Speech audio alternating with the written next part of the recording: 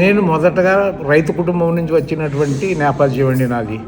కాబట్టి నాకు సహజంగానే మొక్కలన్నా అగ్రికల్చర్ అన్న ఇంట్రెస్ట్ ఉంది. నేను ఇప్పటికీ నేను మినిస్టర్ ఆఫ్ డిఫెన్స్లో పనిచేశాను. కానీ ఈ పని చేసినప్పటికీ కూడా పనే నా మొక్కల పెంపకం నా మొక్కల పెంపకంగానే సాగింది. నేను ఎక్కడికి వెళ్ళినా నా ఓన్గా కూరగాయలు అవి పండించుకుని నేను తినేవాడిని. ఆ విధంగానే నేను ఒకసారి ఫేస్బుక్లో చూస్తున్నప్పుడు నాకు సిటీజీ గురించి తెలిసింది. అప్పుడు నేను అప్రోచ్ అయ్యి మెసేజ్ పెట్టాను. వాళ్ళు రెస్పాండ్ అయ్యారు, నన్ను గ్రూప్లో జాయిన్ చేశారు. అప్పటి నుంచి కంటిన్యూ అవుతున్నాను.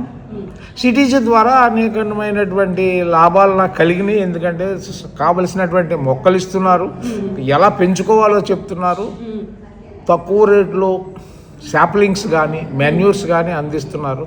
అన్ని విధాల ఒక సిటీజీ అనేది ఒక కుటుంబంలా ఉంటుంది.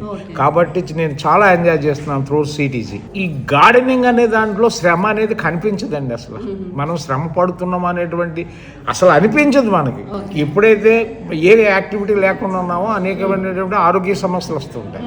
కానీ నాకు ఈ మొక్కలతో పనిచేస్తున్నప్పుడు ఏ విధమైనటువంటి ఆరోగ్య సమస్యలు కానీ స్ట్రెస్ కానీ ఇలాంటివి కూడా నేను ఎప్పుడు ఫీల్ అవ్వలేదు. స్థలం లేని వాళ్ళు వాళ్ళకున్న స్థలంలో కొద్దిగా ఏర్పాటు చేసుకోవాలి.